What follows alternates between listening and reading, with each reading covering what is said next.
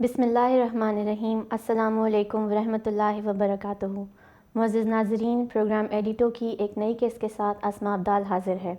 آج میرے ساتھ اسٹوڈیو میں موجود ہیں محترمہ نغزت الزہرا صاحبہ اور محترمہ سعیدہ سعید صاحبہ۔ السلام علیکم۔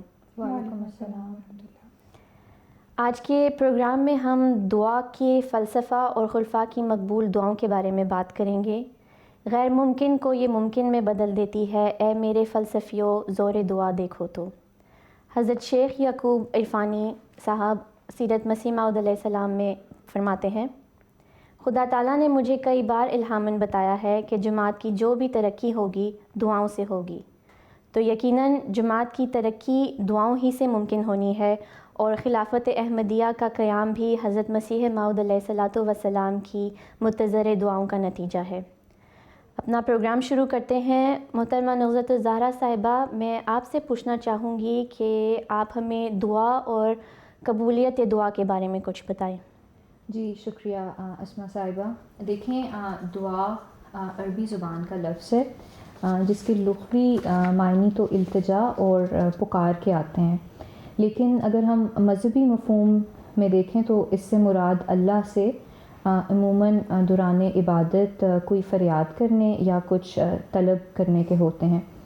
ایک مسلمان کے نزدیک خدا سے دعا مانگنا عبادت میں شامل ہے، چنانچہ دعا کے مضمون کے ذہن میں آتے ہی قبولیت دعا کا سوال انسان کے اندر پیدا ہوتا ہے کہ اگر خدا ہے تو کیا وہ سنتا ہے اور دعا قبول ہوتی ہے؟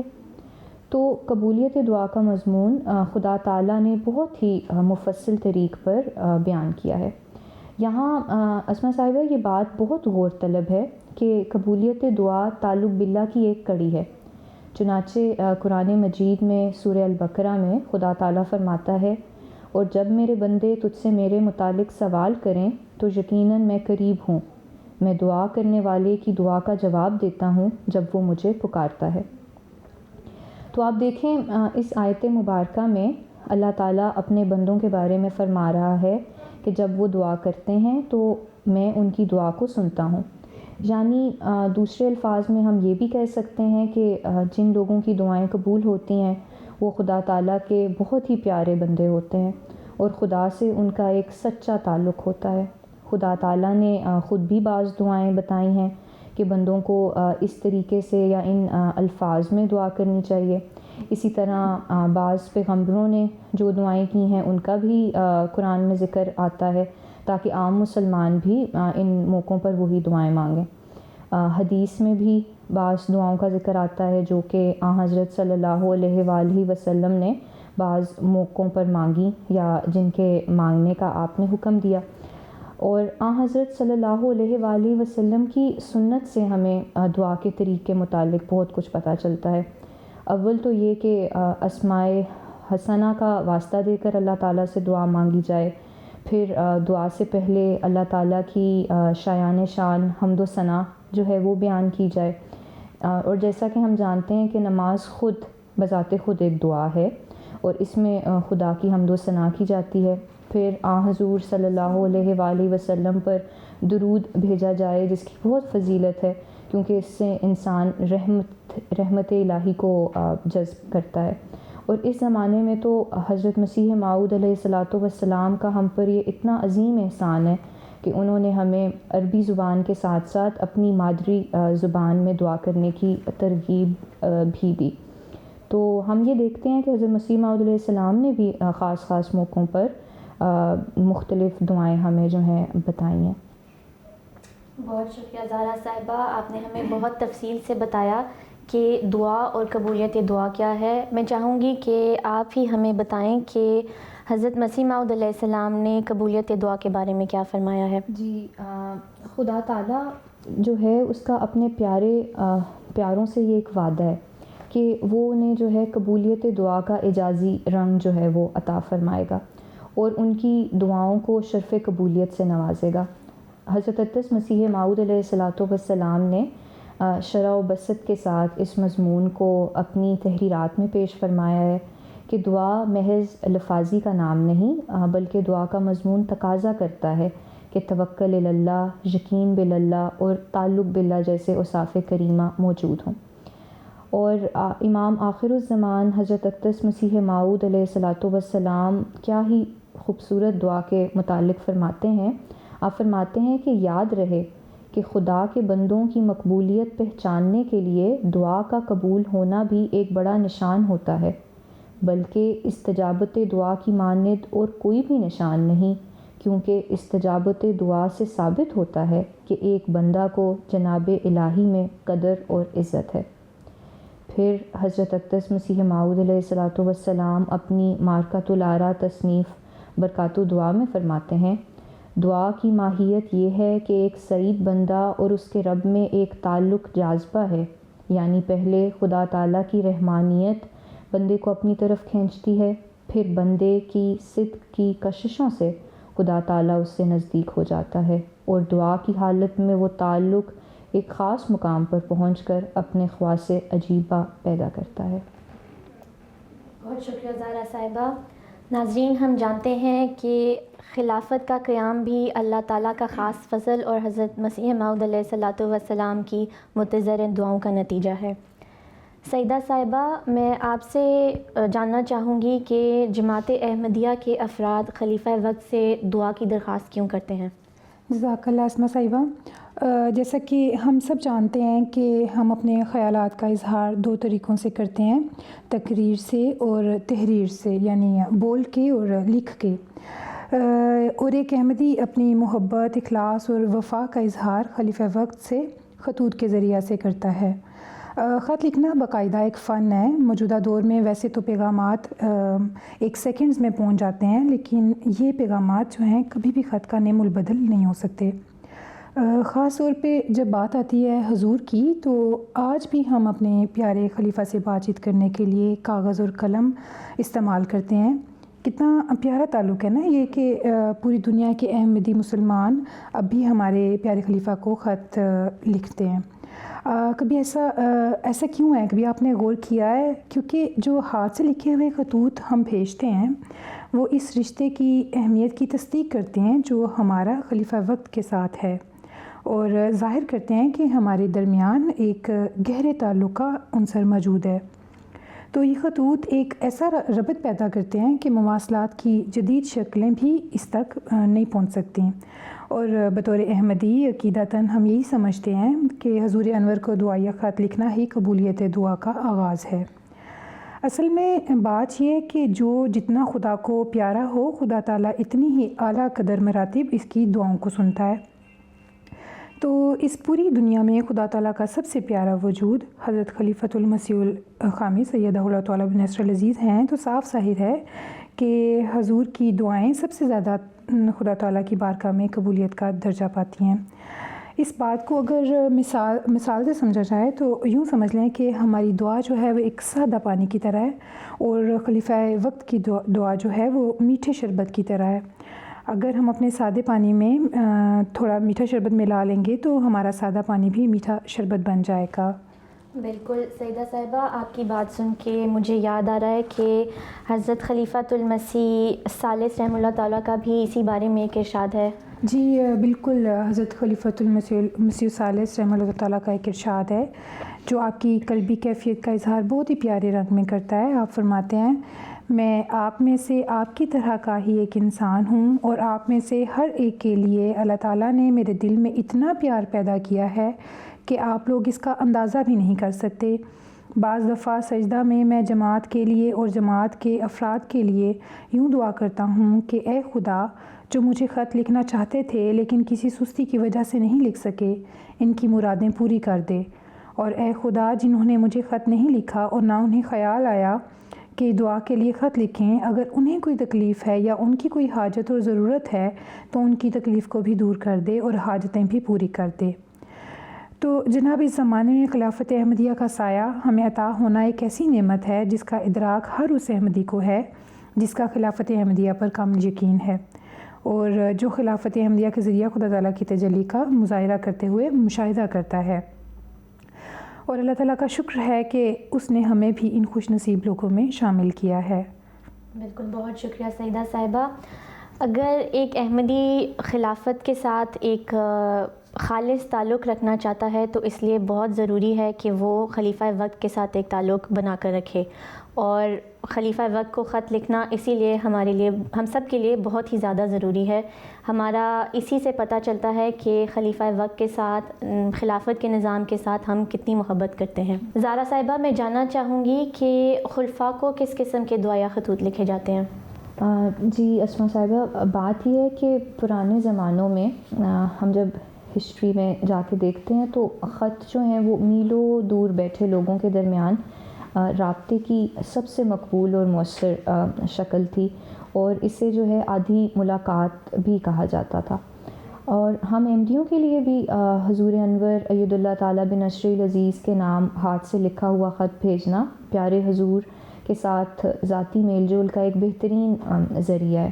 بلا شبہ حضور کے ساتھ ملاقات جو ہوتی ہے وہ ایک احمدی کی زندگی کے اہم ترین لمحات میں سے ایک لمحہ ہوتا ہے، لیکن ہم جانتے ہیں کہ بدقسمتی سے یا دنیاوی تقاضوں کے ماتحت ہم حضور سے اتنی ملاقات نہیں کر سکتے جتنا کہ ہم چاہتے ہیں، لیکن ہم جتنا چاہیں اتنے ہم خطوط بھیج سکتے ہیں، اور اس کی کوئی حد نہیں۔ صرف مصیبت کے وقت ہی نہیں بلکہ احمدی خوشی کے موقع پر بھی حضور کو لکھ سکتے ہیں۔ ہم عاجزی کے ساتھ حضور سے ان کی رہنمائی، دعائیں، اور یہاں تک کہ ایک نوزائیدہ بچے کے نام رکھنے کی درخواست بھی جو ہے وہ کر سکتے ہیں۔ اس ضمن میں مربی سلسلہ احمدیہ آصف محمود باسط صاحب کے ایک آرٹیکل میں وہ لکھتے ہیں کہ دنیا بھر کے احمدی نوجوان حضور کی خدمت میں اپنی ہر طرح کی مشکل، ہر طرح کا مسئلہ کھول کر رکھ دیتے ہیں۔ لاکھوں ہیں جو بالمشافہ حاضر ہو کر اپنے دل کی بات کہہ ڈالتے ہیں۔ کوئی ہے جو عبادت میں لذت نہیں پاتا، کوئی خدا کے بارے میں شکوک کا شکار ہو گیا ہے، کسی کی محبت میں کوئی خاتون گرفتار ہے مگر احمدی نہیں اور شادی کی خواہش مند ہے، کسی کو تعلیم کے چناؤ میں الجھن درپیش ہے، کسی کے والدین اس سے خوش نہیں، کسی کو پردہ کرنے میں کالج کی طرف سے دقت کا سامنا ہے، کسی کو خود پردہ کرنے کی حکمت سمجھ نہیں آ رہی، کوئی ہے جو اپنے امراض کا علاج پر رہنمائی چاہتا ہے، کوئی ہے جو ہجرت کر کے کسی اور ملک جا کر آباد ہونا چاہتا ہے۔ بس اسما صاحبہ، آپ دیکھیں کہ احمدی افراد خطوط کے ذریعے اپنے روحانی آقا سے ہر وقت رابطے میں رہ سکتے ہیں۔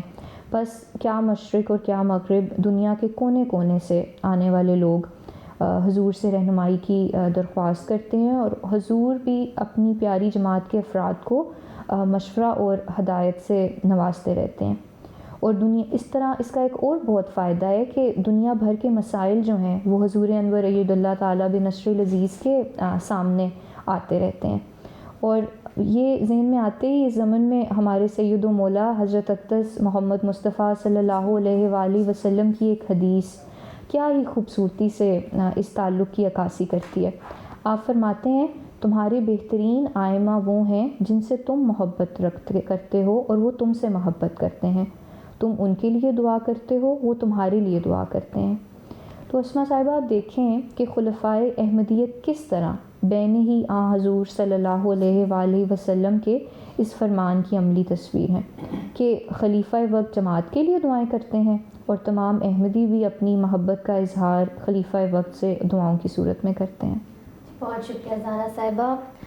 جماعت احمدیہ کے افراد اپنی محبت اور عقیدت کی وجہ سے خلیفہ وقت کو خط لکھتے ہیں، اور یہ یقین رکھتے ہیں کہ خدا تعالیٰ اپنے خلیفہ کی بات ضرور سنتا ہے۔ سیدہ صاحبہ، آپ مجھے بتائیے کہ ہم جانتے ہیں کہ جماعت کے افراد خطوط لکھتے ہیں حضور کو، تو کیا غیر از جماعت لوگ بھی ہیں جو حضور کو دعاؤں کے لیے خطوط لکھتے ہیں؟ اگر اس سلسلہ میں آپ ہمیں کوئی واقعات سنا سکیں۔ جی اسما صاحبہ، جس طرح خلیفہ وقت کا وجود زمین کے کسی خاص حصے سے تعلق رکھتے ہوئے بھی ساری دنیا کے لیے برکات اور فیوز کا منبع ہوتا ہے، اسی طرح خلیفہ وقت کی دعائیں بھی ساری دنیا کے انسانوں کے لیے یکساں شرف قبولیت پاتی نظر آتی ہیں۔ اس سلسلے میں کچھ واقعات آپ کو سناتی ہوں۔ ایک جرمنی کے ایک بھائی تھے، احمدی بھائی، انہوں نے اپنے معاملے کی پریشانی کے بارے میں حضور کو خط لکھنا شروع کیا، تو ایک عرب دوست آئے اور ان کے استفسار پر ان احمدی بھائی نے بتایا کہ تمام دنیاوی اسباب ختم ہو چکے ہیں اور میں اب اپنے امام کو خط لکھ رہا ہوں۔ تو چند دن بعد اس احمدی کے مقدمے کا فیصلہ ان کے حق میں ہوا اور اسی دن حضور کی طرف سے جواب موصول ہوا انہیں، اور اس سے متاثر ہو کر وہ جو ان کے عرب دوست تھے انہوں نے کہا کہ میرے لیے بھی خط لکھو دعا کا۔ تو اللہ تعالیٰ کے فضل و کرم سے عرب دوست کا معاملہ بھی اسی دن منظور ہوا جب اسے حضور کی طرف سے جواب موصول ہوا۔ تو جب یہ بات دوسروں کو معلوم ہوئی تو ایک اور غیر احمدی دوست نے حضور سے اپنے عزیز کے لیے دعا کی درخواست کی جو پاکستان میں شدید بیمار تھا، اور ڈاکٹر اس کی بیماری کی تشخیص کرنے سے قاصر تھے، اور چنانچہ اللہ تعالیٰ نے اپنا فضل کیا اور ایک دن ڈاکٹر نے مرض کی تشخیص کی اور پھر مریض کو شفا بھی مل گئی۔ اور اتفاق دیکھیں اسما صاحبہ کہ ڈاکٹروں نے اسی دن مرض کی تشخیص کی جس دن انہیں حضور کی طرف سے جواب موصول ہوا۔ ماشاءاللہ۔ جی سیدہ صاحبہ، اس سے ایک اور بڑا ہی خوبصورت واقعہ میرے ذہن میں بھی آیا کہ آئیوری کوسٹ کے ایک نوجوان پائلٹ 1 سالہ کورس کے لیے جو ہیں وہ بیلجیم آئے تھے، اور یہاں ان کی حضور انور سے ملاقات ہوئی، اور انہوں نے کہا کہ ان کا پائلٹ بننے کے لیے انتخاب جو ہے وہ محض حضور کی دعاؤں کی وجہ سے ہوا ہے۔ غیر احمدی تھے وہ۔ ہوا یوں کہ جب وہ چند سال قبل آئیوری کوسٹ کے جلسہ سالانہ میں شریک ہوئے تو وہاں موجود ایک دوست نے انہیں بتایا کہ اس نے ایک اشتہار دیکھا ہے کہ آئیوری کوسٹ جو ہے وہ لوگوں کو ملازمت دینے کا مقابلہ کر رہی ہے، لیکن تاریخ گزر چکی ہے۔